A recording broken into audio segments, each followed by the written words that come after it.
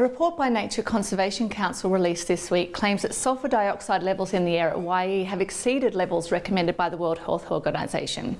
The report says levels of SO2 in the suburb, which is about 1 kilometre away from Vales Point Power Station, have climbed sharply over the past 3 years, exceeding WHO guidelines 6 times in 2018. The council say high SO2 levels pose serious health risks and are associated with low birth weight in newborns, respiratory disease and premature deaths. The owner of Vales Point Station, Delta Energy, said the report is misleading. Central Coast News met with Delta spokesperson Steve Gurney. So the claims made by the Nature Conservation Council are misleading and not founded on fact. There's currently a review going on into emission standards within Australia, and obviously they have a view that emission standards should come down, and it's their right to have that review. But what we say is irresponsible is for them to be going out there trying to scare the community just to support their particular point of view.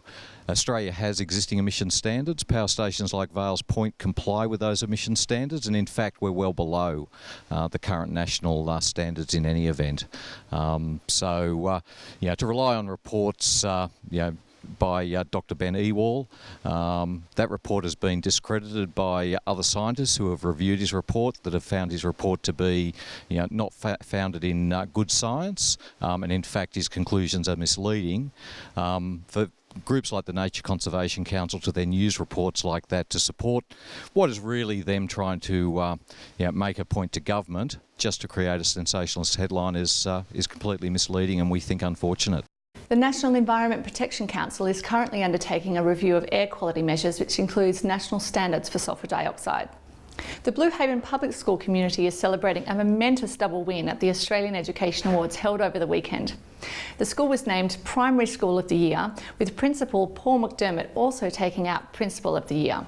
The one thing we did as a staff is we did a lot of professional reading and professional development, and the overwhelming evidence was in support of explicit instruction as a really effective way to teach kids how to learn new concepts. So we taught our staff how to teach explicitly and really effectively, and that's been really successful. It's supported by evidence. We have a body in the Department of Education called the Centre for Educational Statistics and Evaluation. They do a lot of research and release a lot of papers about what works. So that explicit instruction is very, very strongly supported and something that we've used effectively here at the school to make sure that we give our kids the best grounding possible.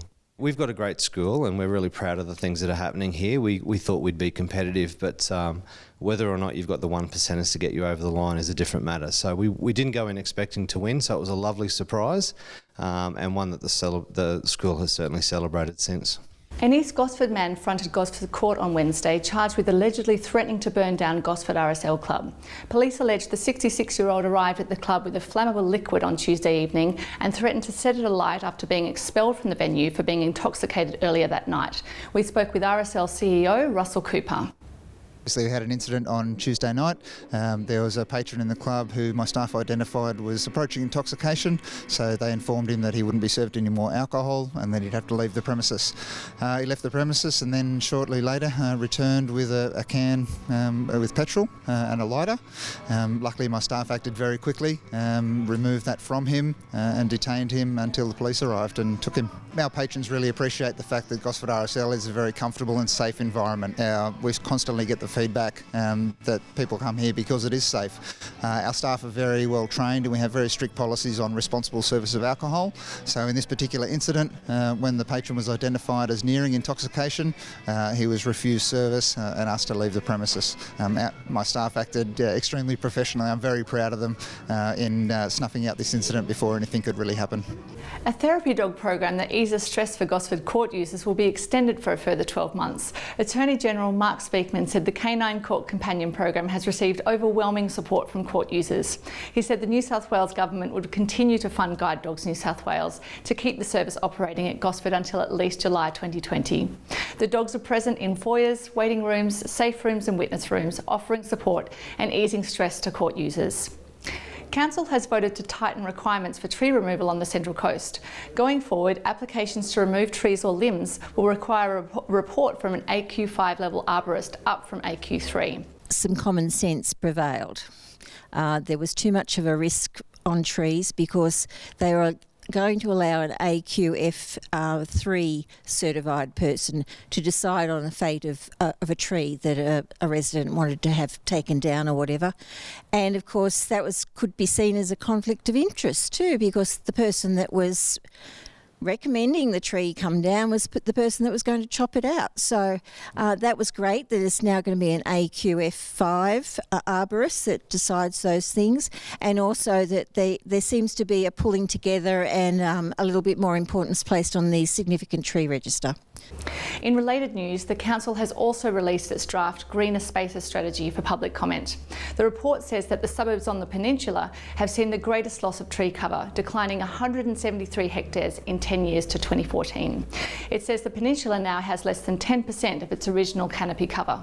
Gust came together really quite easily. There were a few of us who had noticed the lack of urban trees on the peninsula specifically, and because we were writing to Council to ask questions about why that situation existed, the Council actually started to ask us to speak to each other. They got a little bit annoyed with us writing letters, so we started talking, and we quickly identified that there was a gap in policy around tree planting. So what we try and do is educate the community, help to guide them so that they can choose safe trees, and just creating a whole positive culture around regenerating the urban canopy.